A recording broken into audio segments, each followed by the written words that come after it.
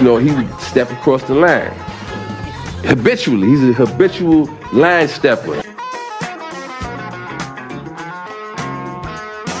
Thank y'all for joining us on Kicking It with the HLS pod. I am Garrett Charles Langley Henson. I'm Terry DeShazo. The second one, though, not the first. What's up? Why are you looking at me like that? I'm the remix. What an intro. The remix. The original Terry DeShazo lived in your grandfather's balls. Facts. What's good, man? NFL playoffs, huh? That shit was a hell of a first wildcard weekend, eh? Couple upsets in there. Couple? Yeah. One is at least. No, two, actually. Two. Your boys, the Vikings. They blew it. They fumbled the bag. They fumbled it hard. But I will say, from us, if y'all would have bet on what we said, you only lost one game. I'm just saying. We're prophets out here. We're prophets. Minnesota, we probably should have went for it. I probably should have known better. I thought everything was setting up like right as I called it when old dude dropped that pass to win the game on like 3rd and 5 or whatever. It's like he had 40 yards ahead of him. Yeah. And then he dropped that joint, the Giants wide receiver, and then it's like, oh, Minnesota has a chance. Here they go. Yeah. Kirk Cousins 3rd and 8. I'm throwing it 3 yards, 100%. If that dude would have caught that in, I don't even remember what guy's name was in the Giants, but if he would have caught that in, he had, acres of space. He could have got at least like 15 to 16 yards, and he's good to go. They run the clock out. They're good, but it don't matter. I was watching the game. I was like, perfect. The wide receivers let him down. Everything's going according to plan. Yeah. Kirk is about to do it in the last 2 minutes. He's going to target Justin. Oh, no, he's just TJ Hawkinson. That's what happened last time they played them. They shut Jefferson down. I even tweeted it, bro. I was like, look, this is why we don't overpay wide receivers, because you can just get doubled all game. Like, you need 2 to 3 receivers like the Bengals type shit. You know what I'm saying? Like, Hawkinson is good. And Thielen is good too, but Thielen's getting up there in age. You know what I'm saying? Yep. He's not getting that separation like that anymore like he did a couple years ago. So, hey, man, we got let down. Well, that's why they didn't pay Stephon Diggs. And they're like, we'll just draft Justin Jefferson and roll with him on his rookie deal instead of paying Diggs $20 million. But hindsight, you can only go so far, man, with Kirk Cousins. It's looking like, because it's like old habits die hard. Yeah. Played great all season, pushing the ball into tight windows, taking more chances. Seemed like he developed real chemistry with Jefferson. It was trusting him in those tight moments. What was that game where it was like, I don't know if it was the Packers or who they were playing, but on the last drive, Justin Jefferson had like 8 catches, including one-handers over 2 people. The Bills game. The Bills game. After seeing that game, I was like, it might be different in the playoffs. These guys have a type of chemistry that Kirk has never had with anybody. And then on the biggest play of the game, Kirk Cousins reverts to the old Captain Kirk that we've seen for 10 seasons. 3rd and 8, throw it 3 yards for an immediate tackle, bro. So disappointing. My man, here's my problem with the whole NFL. He always nuts right when his girl is about to come. He can't hold it. 3rd and 8, I'm going for 3 for sure. Bro. Like, this dude, man, you cannot throw the ball short of the sticks on a 4th down. Like, that's absurd. I get that Dalvin Cook gave you a nice little gainer on a couple throws short, but go for the glory or don't. Like, that's absolutely ridiculous, bro. You are way too much of a veteran quarterback to be doing shit like that. And I understand. I think, honestly, my biggest takeaway of the whole weekend, though, besides just that one moment for Kirk, he's an absolute idiot. Nobody can block anymore. I feel like no one can block. Like, these dudes got no time on the ball for any amount of pressure. A 4-man pressure, a 3-man pressure. It was just like, yo, you're getting no time. The only dude I feel like that had time was your boy Dak. And you saw what you could do with the time. He had 5 touchdowns. Brock Purdy had some time. He was swinging that pill as well. I don't know, man. These big moments. The Giants didn't even blitz, and Kirk had hella pressure on him. Thibodeau's a beast, but I mean, damn, y'all can't block these dudes. I guess they don't get any time in the offseason. I understand they're taking away pads and shit for practice, but I think they blitz more than you think, man. You know, Wink Martindale is crazy about those blitzes, and Kirk Cousins, he's like, he's bad under pressure. When you force him, where he got to make decisions in a tight span, he going to do stupid shit. I think that was the game plan for the Giants. They're like, we're going to get after you. They blitz crazy. But that last play, they didn't blitz. That's what I'm saying. It was a 4-man rush, and he was just like, oh, God. He was like, the blitz is coming. It's been coming the other 3 quarters. Happy feet, man. I don't know. He sucks, bro. Are we done with that? Like, the quarterback sucked, bro. It's over, bro. This dude is garbage. Is it over for the pocket guy? Except for Burrow. He's a beast. No, it's not over for the pocket guy. That as long as you can process fast, like you'll always be in position to succeed and be in position to win. Kirk Cousins' problem is that he didn't process fast. He thought a blitz was coming. He got the happy feet, got it out too early, and somebody got tackled 5 yards short of the sticks on 4th down. No, that's facts.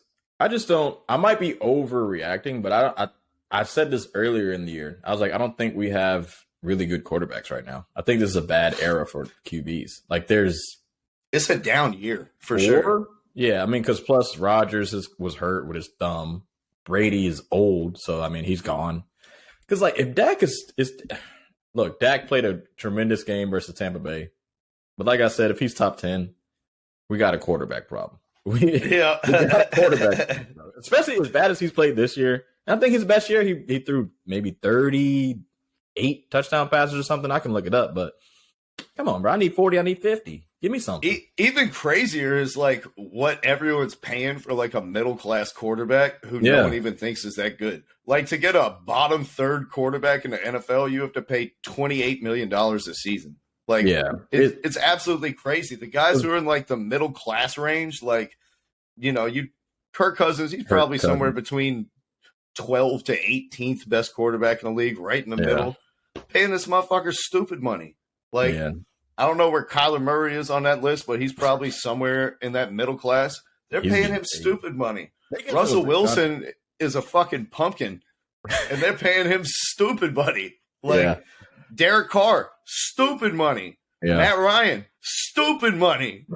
You can go down and down the list. It's like if you don't have a legit top 10 guy, what is the point of paying you $35 million a year? I might as well just get a rookie and pay him $8 million to give me 80% of your production. Well, your boy Aaron Rodgers is getting crazy. I think like next year he's getting $60 million. Yeah, which is insane. If you got a salary cap of 200 and I think it's like maybe 220, 210, 60. You're eating that cap up, dog. 60 million is eating it up. 50 is too. 40. You better be the MVP if you make it 60. I'd tell you that much. Here's your 2022 payment. Aaron Rodgers got 50 million. He's number 1. Russell Wilson got 49, which is ridiculous. I mean, at this point, you might need to cut him if he's 3 weeks in, still bad. Kyler Murray got 46. Deshaun Watson, 46. Mahomes, he deserved it, 45. Josh Allen, 43. Derek Carr, 40. Prescott, 40. Stafford, 40. Kirk Cousins, 35. Jared Goff got 33. Carson Wentz got 32. 32 million for Carson Wentz. 12 through 20 is kind of crazy. The only person, Burrow and Lawrence are still on rookies, but Garoppolo got 27, Tannehill got 30, Matt Ryan 30. Dude, this is what I'm talking about. Paying $30 million to Ryan Tannehill and Matt Ryan. Why? Yeah. What the fuck are we going to win with those guys at this point in their career, making $30 million? Because really the only people that deserve it, I mean, Stafford won you a Super Bowl. You know what I'm saying? That's cool.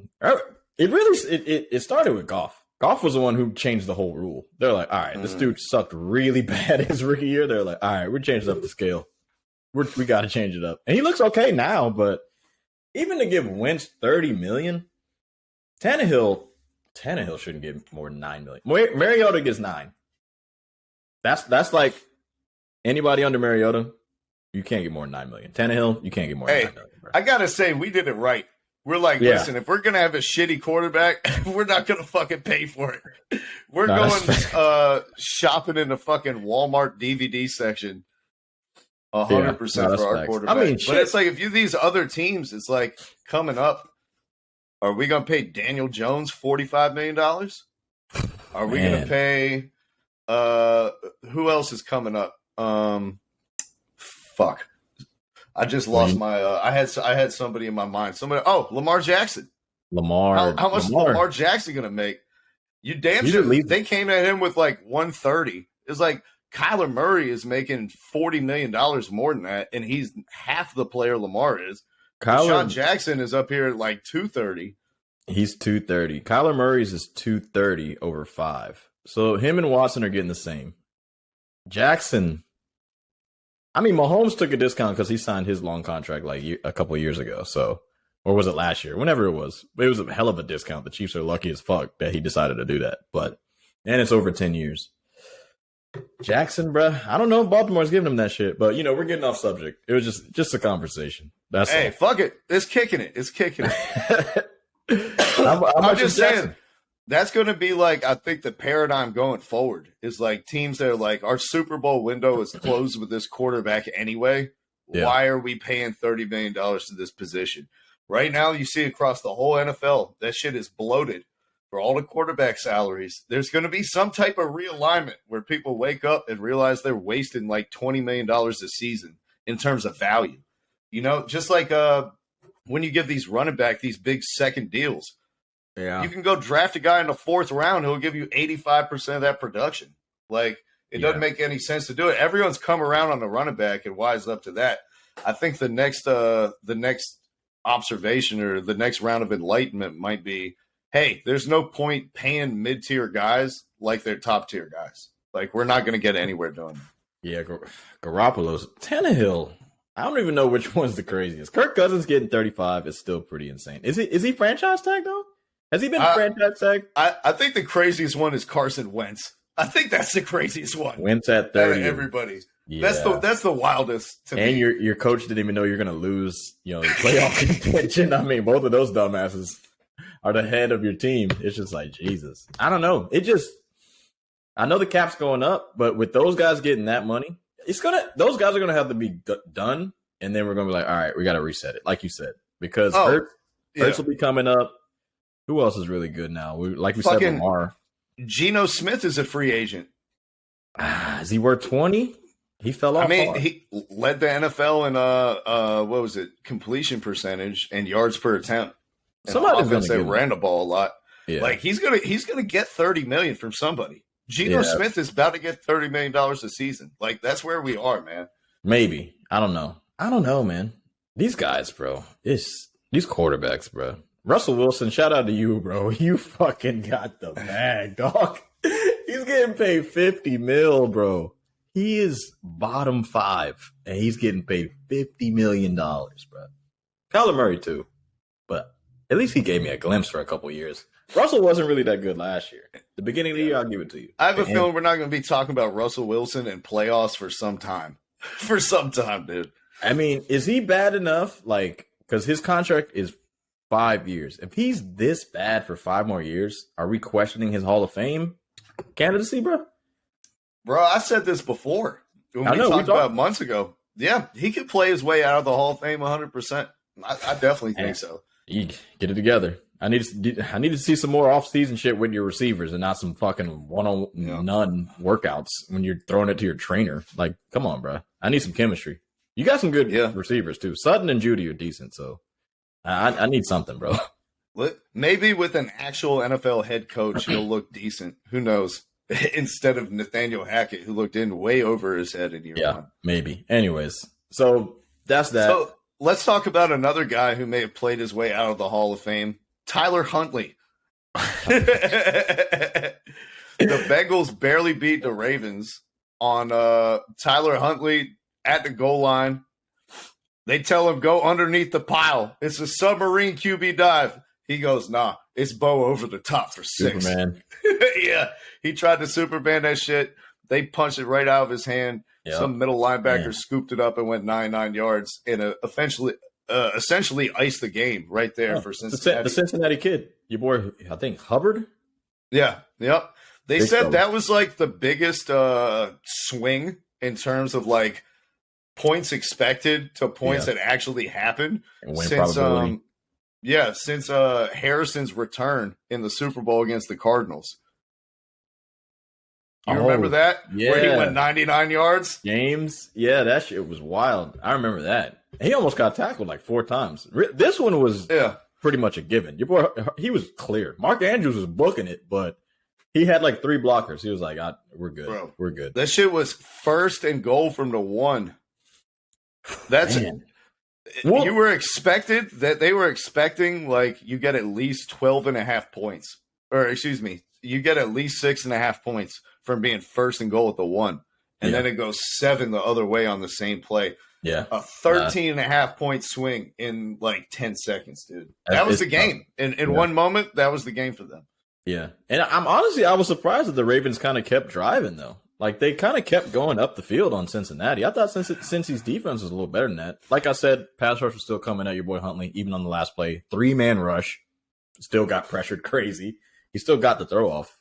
Guy probably should have caught it, but I will say, this kind of made me seem like the Ravens need to pay Lamar Jackson more than not paying him, because if you sneak this wild card, win against the Bengals, who was a really good team.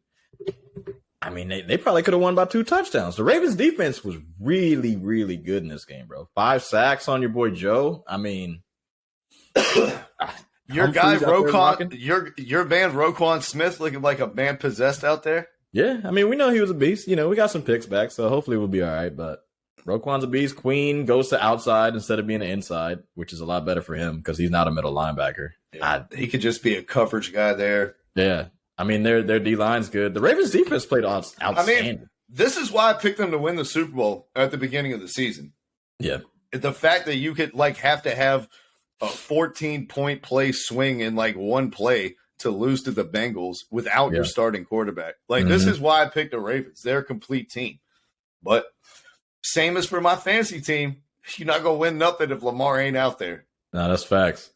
They got to do whatever it takes to keep him around, because if they don't, Terry, I'm telling you, somebody's going to get him. We got sick of we got sick of Matt Ryan. We want another fast black guy back there. I'm telling you, the city of Atlanta, they will erupt into a parade if we get Lamar Jackson. So, and with the second most cap space in the NFL, it is a possibility. Yeah. If I would say this, though, if you go to Atlanta, right, do you think the team is good enough to win just with him? Is your defense nice? Is your special teams good? Special teams is good. Defense is god awful. You gotta make changes, because Lamar is straight. Don't get me wrong. Lamar is a really good quarterback, but he's definitely one of those I need to have a lead type dudes, because he hasn't shown us he can come back throwing it 35 times in the second half type shit. You know what I'm saying? That's just not him. That's not his game. All I'm saying is this regarding Lamar's fit on the Falcons. We finished second in the league in rushing with Marcus Mariota, who barely ran the ball at all. Yeah.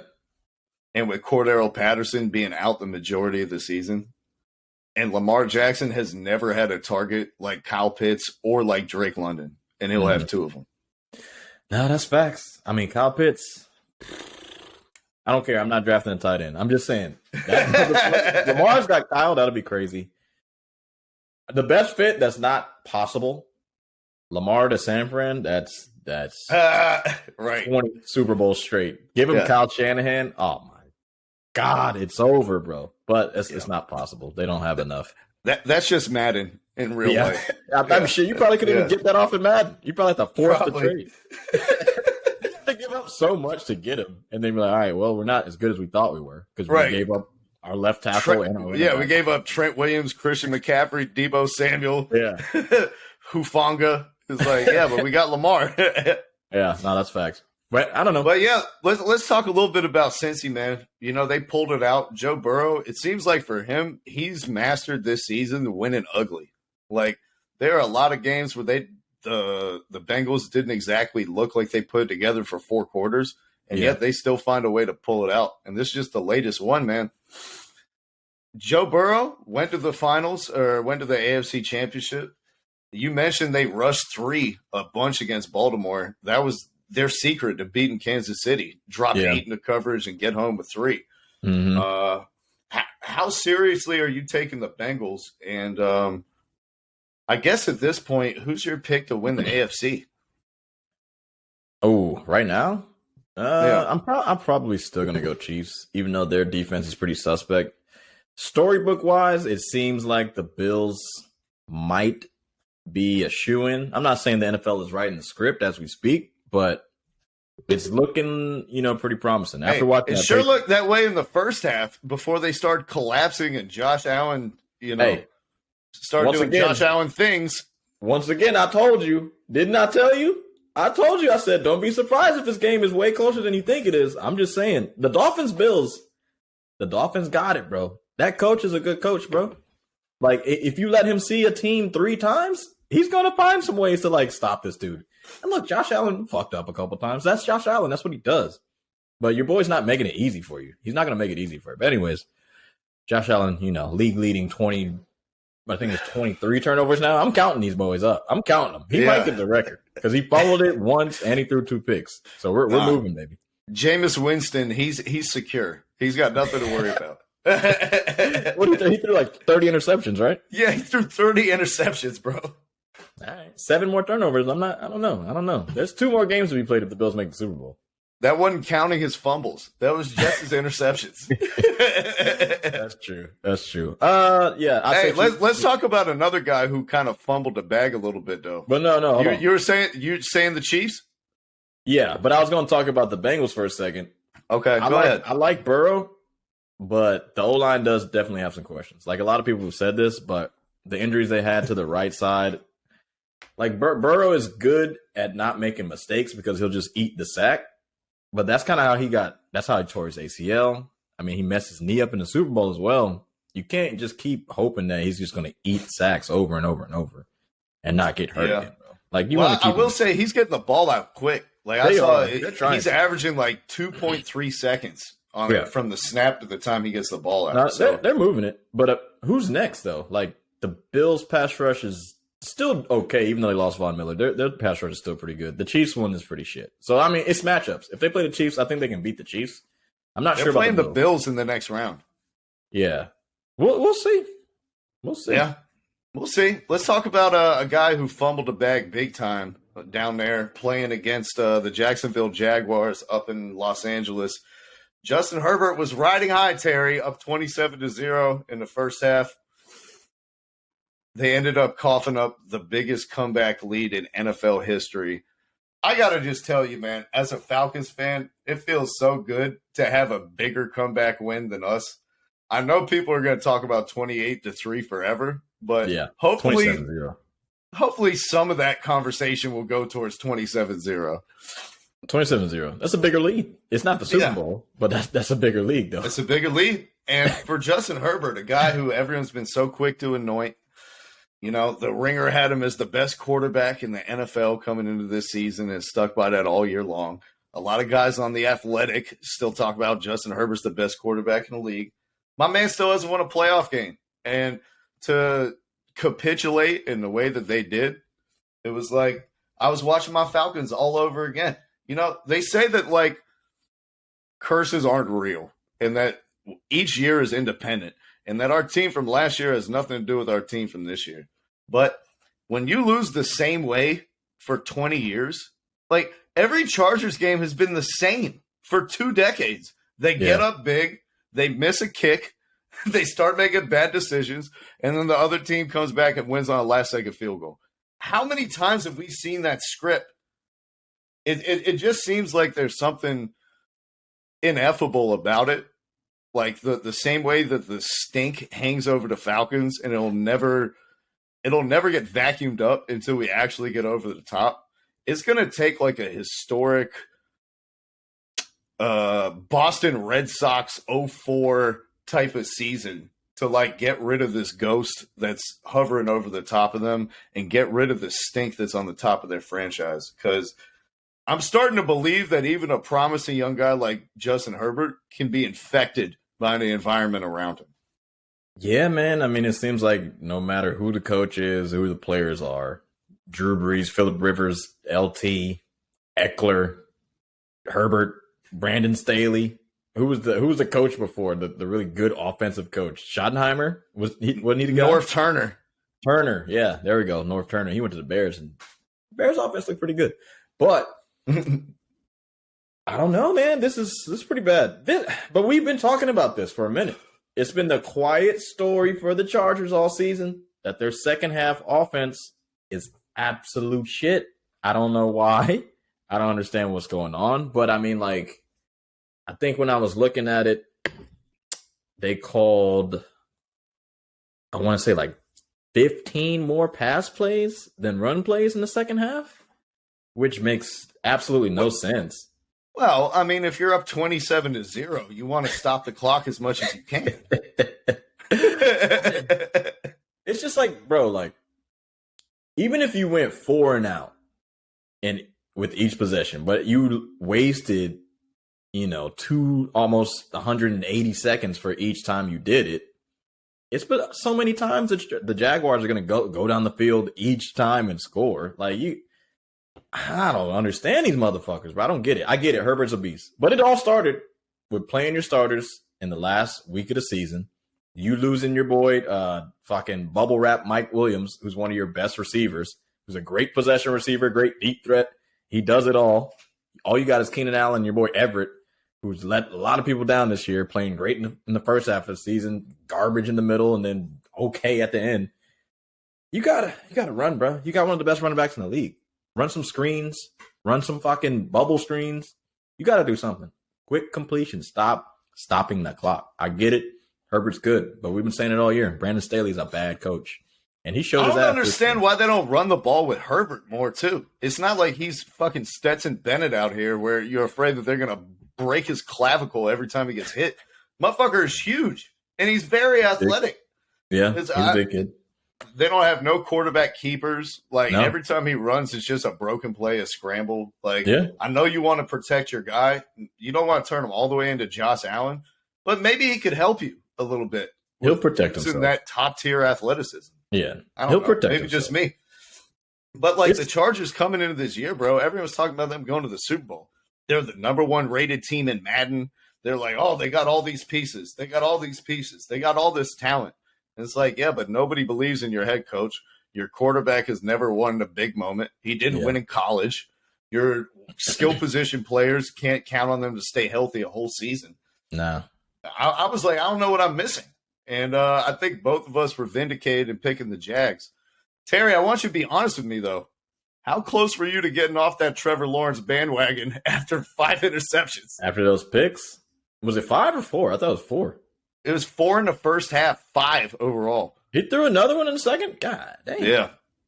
I mean, I was still watching, because it wasn't like the Chargers were world beaters. Like, they still only scored 27. If somebody throws 4 picks and they give you that good a field position, I'm expecting more than what was it 27-0 at halftime? It was it was like it was in the second quarter. It was 27-0, and then they let them score before halftime off of more poor decision making, not running the clock out, trying to be aggressive, and then you give them a chance to score, which they did right before the half. See, for me, that's what it was though. Like, they gave him the ball, but it wasn't like they automatically got a touchdown on each possession of that. Like, they got really good field position on 3 of the 4 picks were like, in Jags territory. I'm like, all right, Chargers are going to score a touchdown here. Kick a field goal here, score a touchdown, kick a field goal, get sacked, punt the ball. I'm just like, all right, guys. And then on the last possession is always key at the end. It's like, look, let's get some momentum. Momentum is a motherfucker in sports, bro. It's absolutely crazy. You can't stop the shit when it happens. You know when it's coming, and you can feel it. But I was like, if they can score before half, I'll watch the second half. If they don't, I'm not watching. I don't care how bad the Chargers are, but I'm just not going to watch. Like 27, it's done. They got that touchdown, and I was like, all right, there's the momentum. That's all Lawrence needs, bro. He doesn't, like, this dude is the epitome of sunshine from fucking Remember the Titans. He doesn't give a shit about what happened like 2 seconds before. It's all next play. He doesn't care. So I knew he's the type of guy. That's what I wanted to ask you, bro. Were you more discouraged by him throwing 5 picks or more encouraged by how he rebounded from throwing 5 picks? I mean, we live in a world you got to be a little bit of both. I mean, those picks were bad. It's like one of those picks, he didn't even see the dude in the zone. He threw it right at him. A couple of them were kind of, good plays by the defense, but I was discouraged. But then the comeback, I was like, damn. This guy, he's got potential. But like we said, this is his first year. But projecting forward, like they're playing the Chiefs in the next round. Do Yeah. you feel better about him playing the Chiefs after coming back from putting himself in that huge hole and digging him out and getting the comeback win? Or do you feel more nervous that it's like, hey, this guy could throw 5 picks at any moment? Nah, I think I'm more encouraged, especially because the Chiefs don't really have a great defense, average at best, if you even want to be nice. So like, I'm not really worried about that. It's more, I'd say it's more on like, I don't know, man. Like he's still young, bro, and this is his first year with a legit coach. So like, I'm not gonna, put him in this place where he's supposed to be this world beater. Be yourself. Yeah, be yourself. But I think it did show his like winning intangibles that he never quit on the team, and he always believed that they're going to be in a position to make a comeback. Yeah. There's only ever been one quarterback in NFL history who's overcome a 5 interception game to win, and that was Matt Ryan against the Arizona Cardinals in a game that I watched, and I could not believe with my own eyes. That featured Matt Ryan throwing a damn near pick 6 when he was on a 5-yard line. And then Julio Jones chased this dude down 80 yards and punched the ball out for us to get it back to start the comeback. But I remember when I watched Matt Ryan play that game, I was like, I already knew that this motherfucker throws bad interceptions. Yeah. But it showed me that he's such a winner. The fact that he like went on to the next play and got us in position to win the game despite, digging a deep, deep, deep, deep hole. And that's the same way I feel about Trevor Lawrence. Like that's the winner shit that you see. Never lost a game in high school. Only lost how many games in college? Like 2 or 3, maybe. Yeah, it's showing up, man. Like that's how leaders act. That's how they galvanize their team, and it definitely like shows me something and makes me feel more positive about him and more optimistic that he could have the worst game of his life, the worst half of his life, and still lead them to a win. Yeah, he's a beast, man. 4 touchdown passes, bro. That's you got to give yourself some credit. From the second quarter on, he was the best quarterback, and you're going against one of the better quarterbacks in the league. Who had, it was a down year, but still, when you outduel somebody like Herbs, you got to give yourself some credit. Dude's good. Your boy's good. But Chiefs, they're probably smacking them, so Yeah. I can't predict that one. The Chargers are poorly coached. The Chiefs are not poorly coached, so that's gonna be an easy one. Chiefs walk through into the fucking final. But you know what, man? If that's where the season ends for Trevor Lawrence, 2 thumbs up, man. You went from being like the second worst team in all of football and looking like a joke Chuck E. Cheese franchise Urban Meyer. Leading them to a playoff win and losing against Patrick Mahomes. That's nothing to be ashamed about, man. That's a great start to your career. Let's just erase the first year with Urban Meyer and pretend like that didn't happen, and we'll just treat this as his rookie year. We'll just give him a Blake Griffin year. How about that? He's a rookie this year. It's like Ben Simmons. I don't know. I mean, I'm kind of looking forward to Jacksonville next year, man. Because Etienne, they pretty much gave him the reins. He gave you 109 yards, 5 pops, 5 yards a carry. Ingram's a really good tight end. Kirk is decent. Zay Jones and Marvin Jones are also pretty decent. I mean, maybe if they get somebody else to help them out. Oh, well, you must have already forgot about who's coming to help them out. Who they got? Oh, fresh off the boat from the Atlanta Falcons, Calvin Ridley. That's right. They have Calvin Ridley joining their team in the offseason, assuming that he gets his suspended lifted by the NFL. That's true. But he's a good receiver, if nobody remembered. He's pretty good. So hopefully that works out. Yeah, but they're going to get smacked. Yeah. Which one do you want to go to next? Speaking of teams that got smacked, the Seahawks and the 49ers. Oh, what are we? I watched this game wire to wire. Why? Because I just like watching good football and innovation and good play calling. Mm-hmm. I wrote that article on the wide receiver RB1, and it's like now they have so many of these guys that it really it's looking to me like the future of football. Like they have Brandon Ayuk, who they can handle the ball off to, and has over 200 rushing yards on jet sweeps and shit like that. Obviously, about Deebo Samuel, who had 700 rushing yards last season and 10 rushing touchdowns. Yeah. They brought in Christian McCaffrey, who's the most versatile back in the NFL and can line up in the slot. Dude's smart, too, picking up all these plays. Yeah, and Kyle Juszczyk, this fullback that they have, he lines up as a tight end. He'll motion out of the backfield. The way that they just get information before they even snap the ball interests me so much because it's like they might line up in a pistol with Juszczyk and McCaffrey back there. And then they motion McCaffrey into the slot and see who follows him. All right, we'll take Deebo Samuel and bring him right back into the slot that McCaffrey was just in. Now we have more information. Now we're going to take Juszczyk and motion him out of the backfield to be like an inline tight end. Now we have more information. And after all that, we give it to Ayuk on a sweep. Yep. So I just love how it's like they have all these moving parts that are so versatile that they can interchange in different spots and do the same things with multiple guys. And then George Kittle is like, I'll just eat up one-on-ones and destroy anybody who tries to fucking guard me man on me. I mean, because he's killing safeties and linebackers, cornerbacks, slot corners. It's crazy. He's good, though. We knew he was good. So it's not a surprise. But so I watched this because I'm like, this is what the future of football looks like right here. Like 4 guys, they can be wide receiver, they can be running back, they can catch the ball, they can run the ball. We can move them around the formation. We can figure out, how the defense is trying to play us before we even snap the ball. And then that makes life so much easier when you have an undrafted rookie quarterback, So that's why I watch them. I hold them in super high regard, man. I think they might win the Super Bowl, bro. They can. Hopefully, Purdy doesn't hurt him. Because, I mean, like, as good as he is, he's still not giving me, like, crazy throws that we need because nobody's really pressured him in that way yet. Was he 6-0 now or 5-0, something like that? 7. Was it 7 now? Shout out to my boy. 7-0. That's actually fucking crazy. But, 2 touchdowns in the flats. That's cool. Seattle, trash as fuck. I mean, look, it goes to say, only reason I watch this game, I bet $10 that Geno Smith is going to throw a pick. That gave me $30 more. So I got $40 off of Geno's dumbass. I knew he was going to throw a pick. He sucked. He doesn't suck.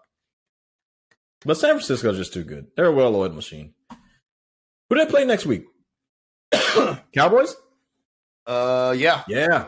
Ooh. 2 historic franchises going at it again. I was just watching, I wasn't watching the game, but I saw highlights from, remember that Joe Montana throw to the Clark in the end zone where he's like double pump, throw it in the back, dude caught it on his fingertips. Did you see that shit? The receivers were lined up in a 3-point stance, bro. I was like, what the hell is going on here, bro? This is 1982. I was like, this is like 1945. Right. It was just on the line in a 3-point. I was like, yo, what are we doing here? But anyways. Joey Galloway was like, I'm going to change all of this. That's facts. That's a big one. Do you want to talk about that or do you want to talk about your boy Brady? Because one of those. No, I figured we'll preview the next games on Friday. All right. And we'll just kind of recap this right now. But we can go to Brady and the Bucks after this. What could be his last game ever? He got his fucking ass beat. The Cowboys went to town on them, dude, and they just got dissected. Tom Brady threw the ball over 60 times. They threw a lot this year. A 40-something-year-old man is throwing the ball 60 times in the playoffs, and y'all think you're going to win a game that way? They threw a lot. If I were the Bucks, I would have fired their coach as soon as the game ended. Todd Bowles, go look for another job. Go look for another job. His fault? It's on Todd Bowles. They can't run the ball. Yeah, you're the fucking coach. You allowed them to pass 70 times in a playoff game. That's on you. That's not on anybody else. You're the coach. They can't. That's run. Crazy, bro. They cannot run the ball. Yeah, but you have to try because then play action doesn't get open at all. Even if you're running it for 2 yards a carry, you got to do that 15 times at least to make them respect the play action. You cannot line up and pass every single play. In an instance, I will say that you are right. The Cowboys pass rush is crazy. So and that's the other thing. You got to slow down the pass rush. When they know that they can just get after you 60 times a game, they just pin their ears back and go fuck your offensive line. You got to be having those guys keep their gap integrity and everything, their rush lanes. You can't just turn Micah Parsons loose. It's weird. I mean, White ended up with a decent amount of carries that were not a decent amount of carries. He ended up with a decent amount of looks where he got touches, 7 yards. Yeah, he got 7 yards a pop. And I was like, all right, he's looking okay. Leonard, of course, couldn't fucking run again to save his life. I don't know what's up with him. It could be the line. I don't fucking know. But the 2 instances where I saw a change in the coaching strategy, and you're probably right on one instance, but like they're getting negative yards on the rush. One was when the Rams lost the Super Bowl the first time because Goff was throwing it, but they couldn't run with Cam Akers. They couldn't run with whoever else was back there. I think it was Todd Gurley. He was hobbled. Whoever, like they just couldn't run it.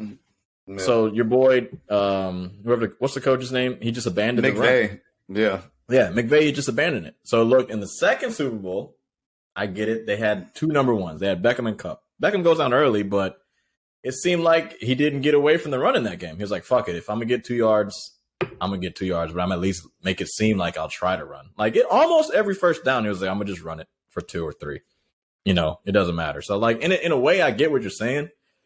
But also it's just like, if you can't run and you got to win the game, go for it. But Mike Evans and fucking Godwin and I tell you, Julio looked like he was the best receiver on the team. If all you did was watch the playoff game, you'd be like, Julio is the best receiver on the Bucs, and he's played 5 games all season. What I don't get about Tampa Bay though, and like I don't blame the coaches. At a certain point, I can look at Trayvon Diggs' coverage. Dude is 10 yards back from Evans every play. Just throw a fucking hitch, get 5 yards. I swear to God, he's 10 yards back every single time, and they're playing man every play. Why don't you just throw him the ball? Make him come up so you can throw to Evans deep. I swear, man. Troy Aikman is like beside himself. Like that shit upsets him so much. He can hardly contain himself when he sees that shit. But just do it for like a couple plays in a row. Fuck it. Like Brady and Evans, you're smart. If Leftwich calls the same fucking dumbass pass play call again, like, hey, look, man, I've been playing this game for 20 years. Mike, when I say hike, I'm going to throw it to you. I don't understand how they had this like great vertical passing game last season, and then they add Julio Jones and Russell Gage to the mix, who are both guys who have 1,000-yard seasons, and then they get precipitously worse. Like, I hope Gage is okay. That's too. Play calling and that's coaching. Like, I hope Gage is okay too. He got really, really hurt towards the end of the game, but they said he was moving his extremities around and stuff like that. I don't think they that's good. Said that he could talk. That's good. Hopefully he's all right. He's a good guy. But yeah, Tom Brady. Did we just watch his last game? Is this it for him? I hope so. He looked like he didn't want to get hit. He looked like he didn't want to get touched the whole game. He was like, don't touch me. Don't touch me. I'm 45. Don't touch me. Don't sack me. Don't disrespect me by sacking me on this football field during a football game. Don't fucking sack me right now. Dog. And that interception he threw. Meanwhile, he tries to slide tackle somebody at their fucking fibula. Like a piece of shit. He's dirty. Look, that interception he threw in the end zone, he's got to go. If you can't throw it away out of the end zone, you're out of here, bro. Sorry, Tom. You're not good enough anymore, man. And people, you can blame Bowles and Leftwich all you want. But at a certain time, if he is not getting any run game help, and, you know, he got the most completions ever, who the fuck cares about the most completions if every fucking throw is 2 yards? That means nothing. It means absolutely nothing, bro. It just doesn't. The team isn't good enough. It's not just him. But some of it is him. His decision-making is just ridiculous. So you're saying we just watched the GOAT's last game. That's what you're saying. I hope. I'm sick of it. He was bad this year. I'm done with it. I'm going the other way, man. I hope he comes back. I'm out. This is just for men. All right? Who's going to win it? This is a victory for men everywhere. If he comes back, all right? Don't come up here and tell me it's time to quit when I'm the greatest player of all time.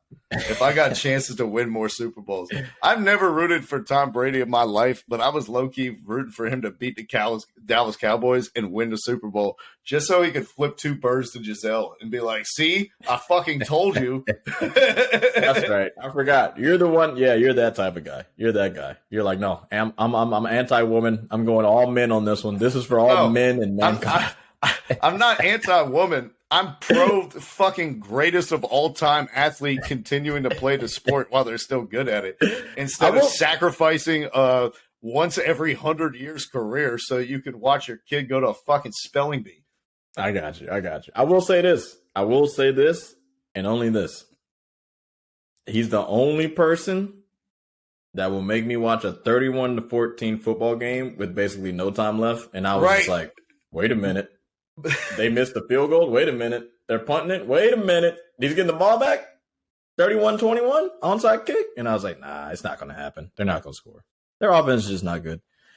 I think he's done. Bro. Look at the tape. I think he's done with the Bucks.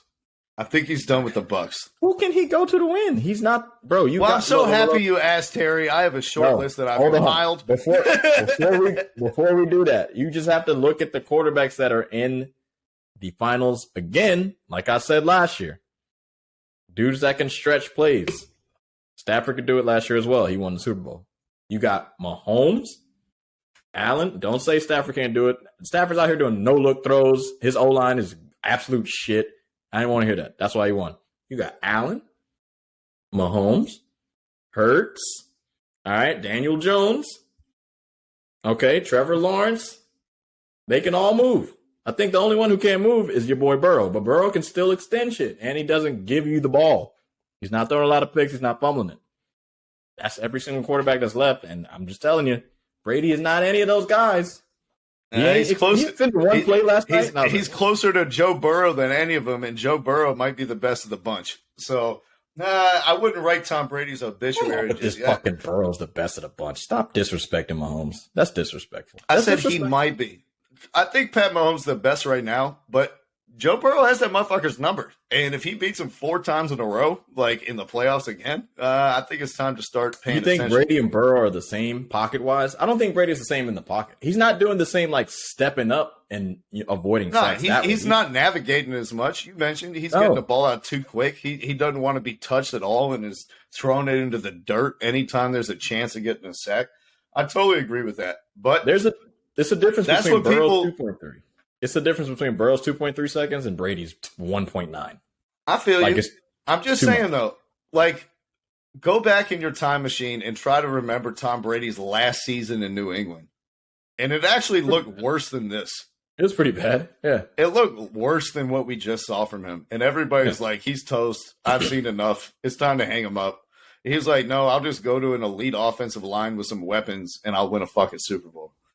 So I wouldn't put it outside the realm of possibility that he could have success in another place.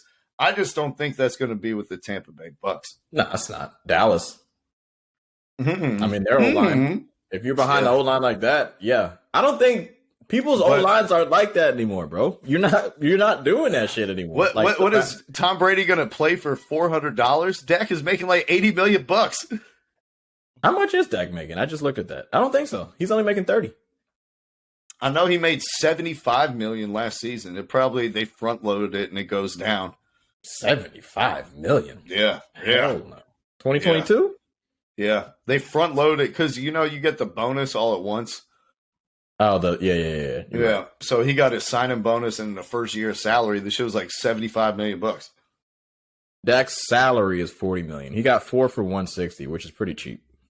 Yeah. Plus that signing bonus. So yeah. I don't think you can get rid of Dak at this point. But Brady places that Tom Brady could go, all right? Let me know what you think of some of these ideas. All right? We'll start with the ones that have been thrown out in the media the most. The Las Vegas Raiders.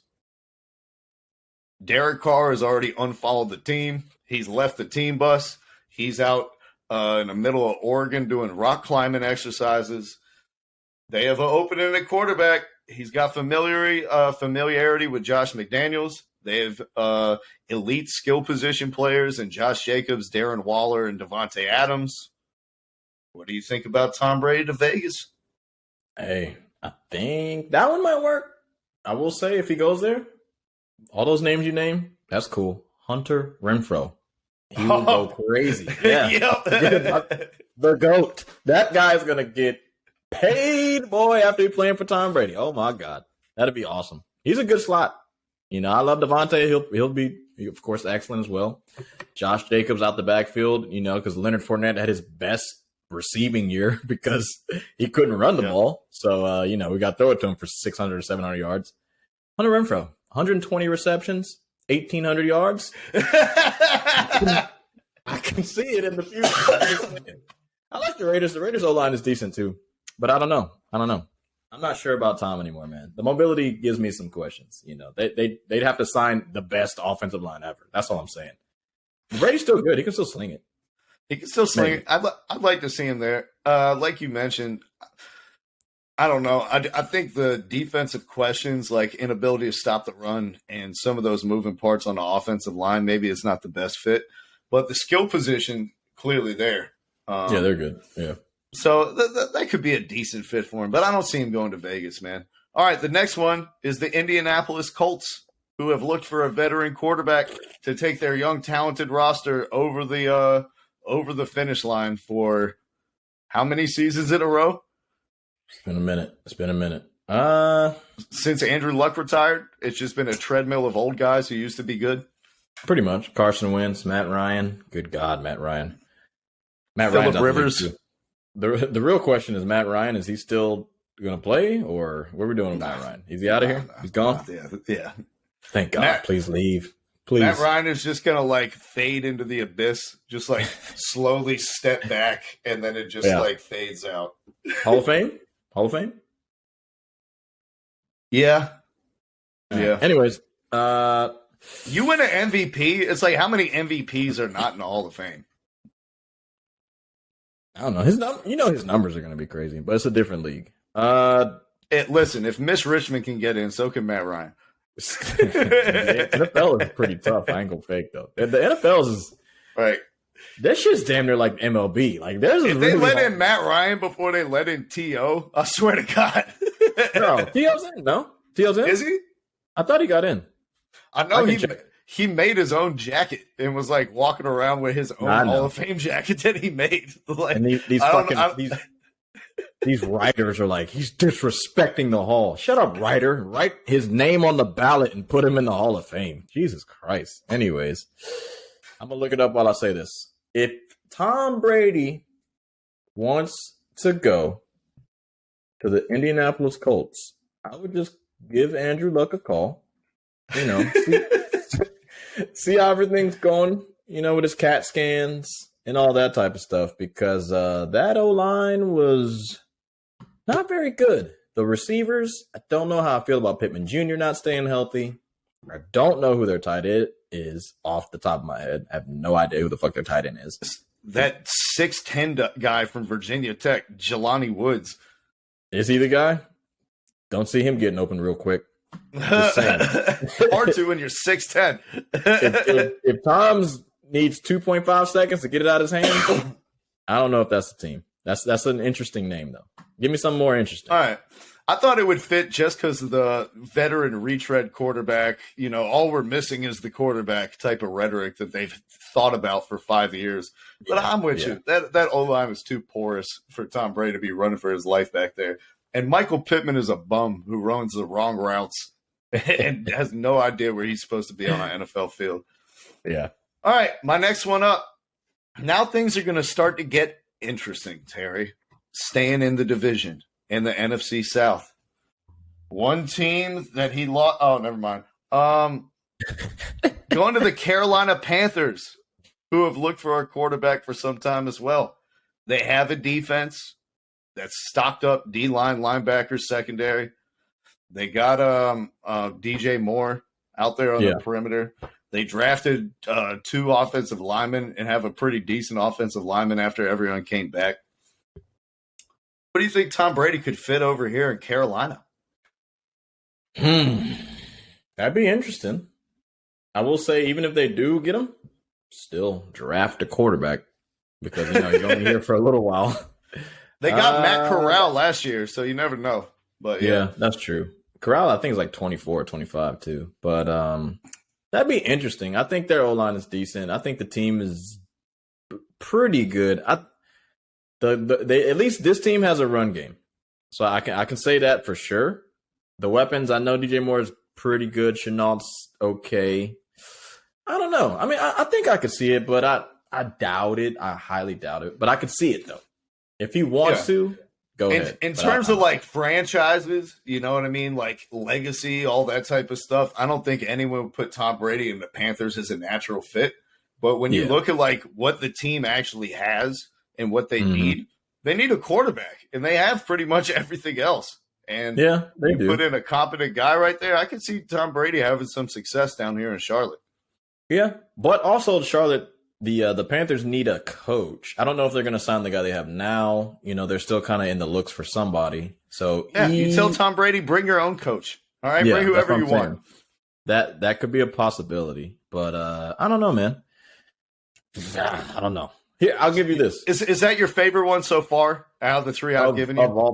Of everybody, that'd probably be number one because the Panthers defense is good too, so I can give them that. Anybody else? I got some teams, and I just want to hear you see. I got one last one, and this is my favorite, which is why I saved it for last. He goes up to the Big Apple to the New York Jets. Oh my God! Why the Jets? Why not the Giants? The team that slayed them. Because they don't have any wide receivers. Yeah, you're right. The Jets, they got Garrett Wilson. They got the other kid who they drafted the year before, Elijah Moore, who super duper talented, but has been very frustrated with the quarterback play. Let me just say, they got a great rookie running back, who was leading the league in rushing until he got hurt in week 4, week 5. Yeah. Carter's still good. Their defense is nasty. That D-line fucking gets after people. Yeah. Sauce Gardner is probably the best corner in the whole league as a rookie. He's up there. What do you think about Tom Brady going to a team that has been a joke for as long as I've been alive and restoring greatness to the New York Jets? I think that might be the best option. I think that's the best possible option in the league, because I'm not so sure about San Francisco. I mean, they got their quarterback thing right now, but I don't know. I don't know if you want to hinder the development of their quarterback they have now either. So that's kind of a tough question. And that also depends on what they're going to do Super Bowl wise, if they win or not. Yeah. Sorry. I thought you were talking about the Jets for a second. Hinder their quarterback development. I was like, hinder Zach Wilson's development. What development? Yeah. I was like, development. Zach Wilson didn't last as long as Jamarcus Russell, so I'm pretty sure he's done. I'm just First of all, I just do want to give myself a pat on the back. You'll remember this. As soon as he got drafted, I was like, this is a wasted pick. Remember that photo came out with him and the other guys in the top 10, and he was the only white guy, and he looked like he was about to get robbed? I was like, he's not going to make it. He's not going to be able to lead the locker room. He can't relate to these guys. It's all proven. It was him, but it was Trevor Lawrence and then him, right? Yeah, it was Trevor Lawrence, then him. Trevor Lawrence looked like he was one of the boys, though. You know what I mean? Like, yeah, he's cool, dude. He's cool. Dude. Zach Wilson was like, "Is security here just to make sure?" Brady to the Jets. I like it. Brady to the Jets. I like it. I'll leave with this. There's two teams that I think he could go to that actually have legit, really good offensive lines. The Eagles have the best offensive line, so he can't go there. They got Hurts. The Chiefs have the fourth best offensive line, but they got Mahomes.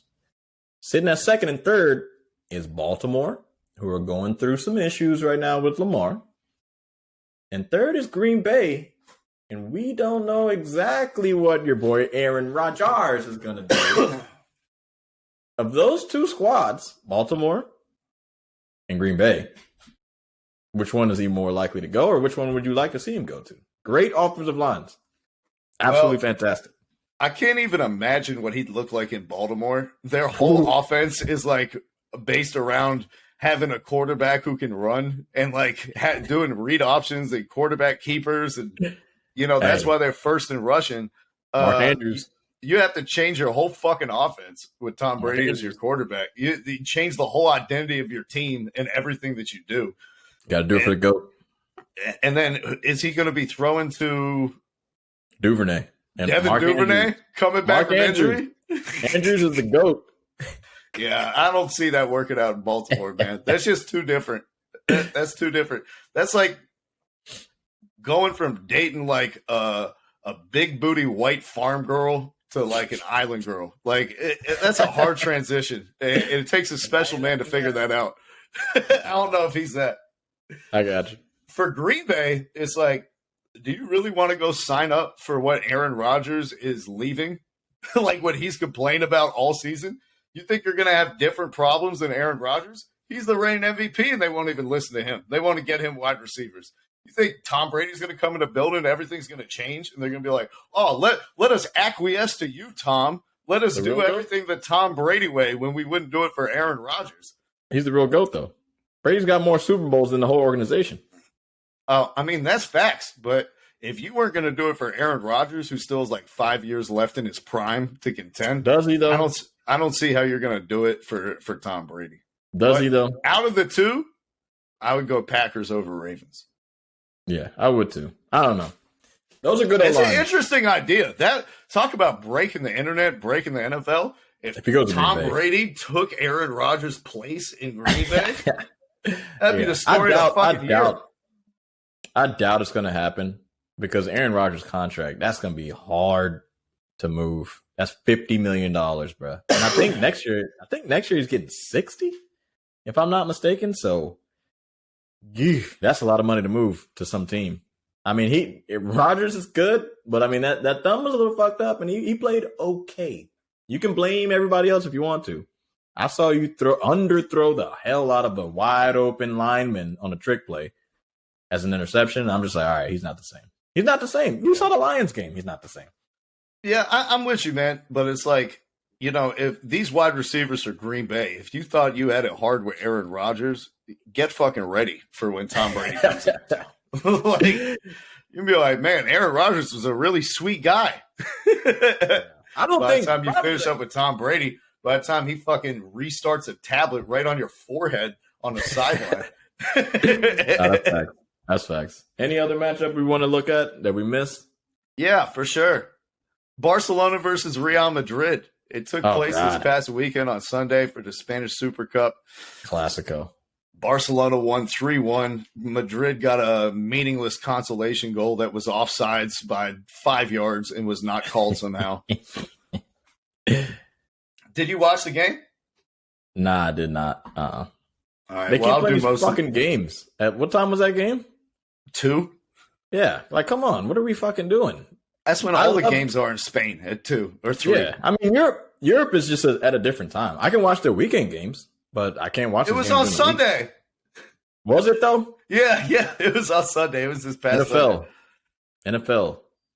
reigns supreme, but not in this household. All right, I still got room for my Barcelona banner in the back. Terry, it was a spectacular game to be a Barcelona fan. Like, everything that you wanted to see happen. There was no Eric Garcia.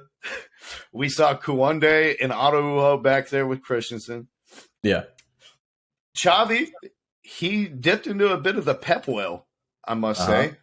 He played a 4-4-2 for this game, and Pedri was one of the strikers up there with Lewandowski. And then that formation changed where he switched Pedri and Gavi and then kind of like had the winger, the outside back on the left, Balde. He pushed all the way up to be like a left winger, and they just kept the right back, Araujo, back. So it was like, because of that, they managed to get Pedri and Gavi in that half space in between the fullbacks and the center backs. And this was Gavi's coming out party, dude. Like, he won the Golden Boy Award for the best young player in the world, best U21. And, like, this was his Clasico that he stamped. He had I want to say, a goal and 2 assists and just ran the show throughout. He had like 8 recoveries of the ball and was just hounding them constantly, winning the ball back. He turned Rudiger inside out and made him retire in the middle of the game.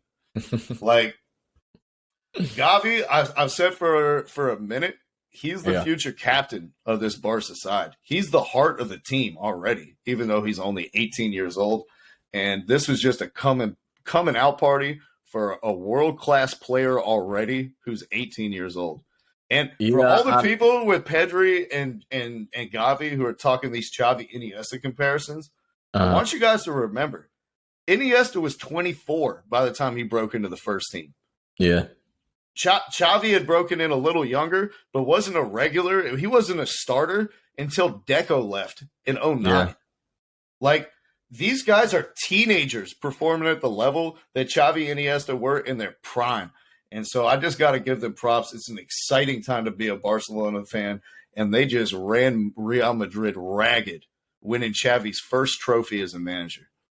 Yeah. And it's not, and we're not saying that Xavi and Iniesta couldn't play, for Barca when they were that age, but it was just like the turnover of the guys that were already there. Like it just showed that Barca just had a lot more, better players at that time. Like that goes world class, dog. I mean, the dude's Xavi and Iniesta, they had to wait because they had Ronaldinho and Deco in those positions. Like that's all we're saying. It's nothing crazy, but it is needed that Gavi and Pedri need to play at such a young age because y'all just suck. You just don't have the money. The money's not there to buy these top guys. It is what it is. Don't look at me like that. Don't look at me like I'm crazy. These dudes are good. But if you had fucking Conte and Pogba, I don't even know another center mid. You could say that we suck, but I'll just defer to the words of Thierry Henry, who said the whole world fears Real Madrid and Real Madrid fear Barcelona. That's cool. I mean, matchups make fights. It's okay to fear one team. That's fine. I mean, of course, Barcelona wants to fucking beat Madrid because Madrid's been kicking y'all's ass for years and years and years. It's an even battle now, though. I feel like these younger guys are really good. I just want to ask you, I did hear the quote that Xavi said about Gavi. He was like, this guy's the heart of the team. He's like the driving force of Barcelona right now. And I'm just like, damn, that's insane. How did Rafinha look coming in a final? And Fati, is he not going to play anymore? What's going on? I saw he got subbed on, but is he getting him and Rafinha? They both got subbed on late. None of them really did anything. That they didn't contribute too much. They came on in like the 70th minute or something like that. Is Fati losing his spot? He's got to be worried. I think he's got to be worried. He's wearing the 10. You'd expect your 10 to be on the field for 30% of the games at least. They might make him switch numbers after this. It's tough when – and I think he didn't start for this game because of the specific plan that they had, where they're like, we want to keep Araujo back on Vinicius. He did a great job of marking Vinicius out of the game. Vinicius completely invisible, contributed nothing, absolutely got shut down by Araujo the whole game. Reminds me of that Neymar conversation we were having with teammates, but, never mind. But because they went with that unbalanced structure where it's like the right back stays back, the left back, you get all the way high, and you're going to be up with the forwards. And so because of that, I think that setup wanted somebody like a Pedri or a Gavi who can be in between the lines and connect the play there. And you didn't really need a finisher in that spot. You needed a creator. So I think he got his tactics right. But there are going to be plenty of other, matchups that we have this season where we are going to need Fati's killer instinct in the penalty box and his ability to beat players one-on-one and be decisive in big moments. But I think with them, Xavi is like, he's been hurt so much the last 2 years. I'm not going to let this motherfucker get hurt again this season if I can do anything about it. They have him in like the bubble wrap and with a glass case around him. And they're like, you're doing the slow ramp up. They got him on the Kawhi Leonard plan. No chances. I hear you. I mean, it makes sense. It makes sense. And I think, though, this Super Copa meant more for Barcelona than it did for Madrid, especially with you guys being in Europa this year. Like, you definitely need some trophies to add to a season in which it's not a normal season for Barcelona. I give them credit, though. They whipped ass in this Super Copa. They really did. Yeah, man. And it's a tough road, too. This is going to be the game, though, that, you look back and you're like, oh, wow, this is when Gavi arrived. He was the best player on the field, dude. He was the best player on the field in a Clasico at 18 years old. And that's usually reserved for, all-time greats. Yeah. No, that's true. I mean, even though it's not a league game, per se, I still think at this point in time, both of y'all still care more about the league title than the Super Copa itself. Yeah, for sure. But still, for Barca, like you said, it meant more to them, and it was a statement of intent. For a lot of these players, it's their first trophy ever for Barcelona. And for Xavi, it was the first trophy. Yeah. So it was important to get that first one in the books, and now we can turn our focus to whipping Real Madrid's ass in La Liga. Hopefully, you're 3 points up on them. It's looking okay. I'm not going to lie. Xavi's turnaround has been pretty fast. Way faster than I thought. I mean, you guys cheated last year to get up. No big deal. But now, ain't no more cheating. You got to do it with this squad and this squad alone. You can't sign any more randos. It's time to play and it's time to win. And I want to give a final shout out to Christensen, who had a rough World Played Cup. well. You know what I mean? Denmark lost every single game. Before the World Cup, he had kind of been in a poor run of form, but it seemed like he regained his confidence on the ball and his composure in the World Cup, even though Denmark was getting waxed. And he came back a different guy, man. Like in the game against Real Madrid, he led all players in passes, led all players in ball recoveries. Like his duels won was like 9-1, 2 lost. He played really, really well, man. Covering up mistakes, anticipating play, clearing up those long balls over the top. And the most important thing for Barcelona, doing all of that to a teammate's feet so that they can keep possession and keep it recycled. I was nervous about Christensen coming into this year. You know, he didn't exactly have the best tape in the world at Chelsea. Yeah. But he's really taken Eric Garcia's place and snatched it and established himself as like a go-to guy in the heart of the defense for Barcelona. And he's only 26. Like this, he could be a long-term answer for them. Way Just to get a keep guy playing. off the scrap heap, you know, for free. You know, Chelsea, they spent $150 million on replacing him in Koulibaly and Fofana, and neither have been as good as Christensen as we got for free. So I want to give a little shout out to Andreas. Or Rudiger. Chelsea, I don't know what kind of business they're doing, but, you know, whatever. They spent over $500 million. Did you see they just got another guy? No, I didn't. They just spent $100 million yesterday, Terry, to get some guy from Shakhtar Donetsk. So they still breaking rules? Oh, yeah. Dude, this window alone, they've spent over $500 million. Yeah. Hey. How can you do that in financial fair play, but Barcelona gets their salary cap reduced every fucking season? Okay. Look, Chelsea did get, banned for a long time from getting people from the transfer. It's not like they didn't get, strikes against them. The shit happened, and they were bad for a minute, not gonna lie. But you can get rid of the Russian owner, but you're still gonna act Russian? I'll see how it is. Overpower everybody? Okay, I'll see how it is. Hey, don't look at my background. We be using it. We be fair playing it. All right. It's not our fault that Pep is a really good coach and everybody wants to come to City. Not my fault. Did you want to take some time to agonize over losing in the Manchester Derby, Terry? Do you want to acknowledge the fact that Manchester is red for the foreseeable future and there might be a changing in the guard in Manchester? The foreseeable future. Nah, that's comical, baby. We're good. We're focused on one thing. The champion. That's all we're focused on. Champions League. That's it. Don't care about the league. We won that shit without Pep. We won it with Pep. Not worried about it. Worried about one thing. Champions League. That's it. I will say this, though. Not about City. Barca. 9 matches in a row. Unbeaten. They took a break through the World Cup. Came back still strong. Watch out for these boys. They're looking good. I will say, though, Xavi, you need to play Christensen because if you let him, lose his confidence again, you're fucking in trouble. Play the dudes when they're in form. Once he gets out of form, all right, replace him. But right now, play him. If he's hot, ride with the hot hand. I'm not saying he's great, but that's how people work in soccer. If they're not Messi, they're going to go in and out of form. Just play Christensen, and it's okay. Hey, Spanish people, we get it. He's from Denmark, and he's white. Shut up and let him play, all right? Good Lord. Y'all kill me with that shit. He's not from Catalonia. He's not from Catalonia. He has to be from Spain. Shut up. Damn. Let the boy play, man. Y'all got this. Yeah, I agree. Barca winning the league 2023. This year is ours, baby.